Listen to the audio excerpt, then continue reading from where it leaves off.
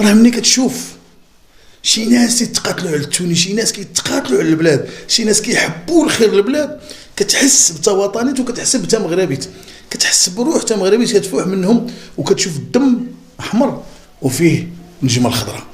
كتحس بانه النشيد الوطني ملي كيتعزف في وسط الجمهور وانت جالس في شي بلاصه، كتحس بانك خصك تعطي اكثر لهاد البلاد. هذاك خالي ولد خالي مازالين شي وحدين كيحلموا يتاهلوا ويلعبوا الدور الثاني مباشره، يلعبوا الدور الثاني. هادو الكراغيل، هذا واحد الفيديو اللي غادي تشوفوه نخليه لكم في الفيديو في التالي ديالو. غادي نخلي لكم كذلك واحد المقوله شهيره ديال الوليد الركراكي، من بعد سير اخويا سير، من بعد راس لافوكا اش قال على الشيشه وكيفاش شاف المباراه ديال غدا. هذه هي الامور اللي غادي نناقشوا معكم الخوت في هذا الفيديو هذا، اللي كنتمناو نكونوا خفاف ظراف، وكنتمناو يكون التفاعل معنا. تخليو لنا هذوك اللي جاي من الحمر، تخليو لنا هذوك القلوبه، تخليو لنا ديك القلوبه، وتخليو لنا داكشي اللي بغيتو، تخليو لنا التفاعل، وتخليو لنا التعليقات، وتشتركوا في القناه اذا كنتي اول مره تشوفنا، وما تنساش تبارطاجي مع خوتك وتتواصل معنا. الخوت نعرفوا جميعا بان واحد الندوه كتكون دائما قبل المباراه بيوم. ولد الركراكي اليوم تحدث وهو يقول ليه كل شيء على الشيشه. كيفاش الشيشه؟ لان واحد السؤال تطرح عليه بحال هكذا على الشيشه والكنديين والى غير ذلك. لكن حنا خصنا نكونوا رجال، خصنا نكونوا بعزيمه الرجال كما قالوا الخوت وكما قال خويا حفيظ. خصنا نكونوا رجال. تا مغربي تا الخوت لهاد الفيديوهات كنهضر فيها وكنقول تا مغربيت الوطنيه، العالم، درابو، شي حاجه كتحس بها تجاه الاخر، تجاه المغربي الاخر، تجاه انت اللي كتمثلو. انت كتمثل الوطن، كتمثل العالم الوطني، وكذلك انت كتمثل الناس اللي انتخبوك والناس اللي وصلوك لديك البلاصه.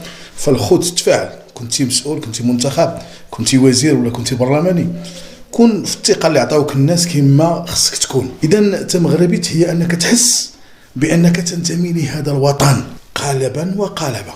تكون مغربي، تكون قح، تكون كتبغي الخير لهذه البلاد هذه، وكنت كتمثل راسك بديك المقوله اللي كتقول قطران بلادي ولا عسل البلدان. تحيه للمغاربه، تحيه للمتابعين ديالي. سفيان خويا الوفي اللي نتوما متواجدين في دوله قطر، شجعوا لي المنتخب المغربي.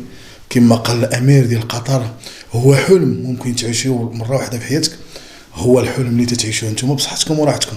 حنا كذلك كنعيشوا هذا الحلم هذا مع وليد الركراكي، التاهل الى الدور الثاني، ولما لا، وراهنوا عليها نصف النهايه ولعب النهايه. هكا خصنا نكونوا، هكا خصنا نزرعوا في الوليدات الامل والتفاؤل، ولاني بقتال الرجال فوق الميدان الخوت، فوق التيران. خصنا نكونوا رجال، خصنا نحسوا بتا مغربيت، وخصنا نحسوا بانه النشيد الوطني اصبح من اكبر الاشياء المحفزه. كما قالت الفيفا، راه ملي كتشوف شي ناس يتقاتلوا على التونس، شي ناس كيتقاتلوا على البلاد، شي ناس كيحبوا الخير للبلاد، كتحس بتا وطنيت وكتحس بتا مغربيت، كتحس بروح تا مغربيت كتفوح منهم، وكتشوف الدم احمر وفيه نجمه الخضراء. كتحس بانه النشيد الوطني ملي كيتعزف في وسط الجمهور وانت جالس في شي بلاصه، كتحس بانك خصك تعطي اكثر لهذه البلاد هذه. المطلوب اللي تنطالبوا كذلك به البرلمانيين والوزراء يشوفوا الحال هذا الشعب هذا المسكين ويتعاونوا معهم. وخرها بلاد المغرب بلد الكرم وبلد الرجال، والخير ما عمرهم ما يخص. اللهم لك الحمد والشكر. اللهم اسقنا الغيث ولا تجعلنا من القانطين. اللهم اسقنا الغيث ولا تجعلنا من القانطين. اللهم اسقنا الغيث ولا تجعلنا من القانطين. اللهم سقيا رحمه لا سقيا عذاب. اذا احنا مقبلين على واحد المباراه قويه جدا، ونتمنى الخير لمنتخبنا، ونتمنى الخير للاعبينا، ومن فوق هذا الشيء كنتمنوا الخير للمملكه المغربيه بالملك ديالها، بالشعب ديالها، بالرجال ديالها، بالنساء ديالها.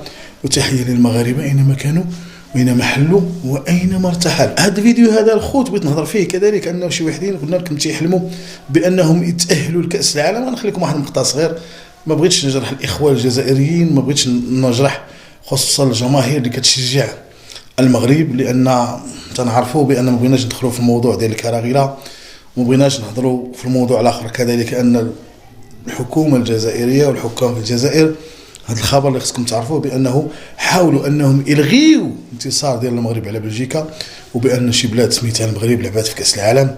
هذا هو الحقد والدفين اللي في قلوب البعض، اللي في قلوب ولاد الكابرانه، واللي في قلوب العصابه الحاكمه. المغرب اولا ولا غالب على الله، وعاش المغرب ولا عاش ابن خانه. فيفا لو ماروك. ديما مغرب. شكون حنا المغاربه، شكون حنا المغاربه. هذه رساله للاعبين، كونوا رجال فوق التيران. حنا معاكم، ندعيو لكم بقلوبنا بروحنا، وعندنا امل فيكم، وعندنا امل فيكم من بعد الله سبحانه وتعالى. الى الدور المقبل ان شاء الله مع المنتخب المغربي، نتلاقاو من بعد المباراه ديال اليوم.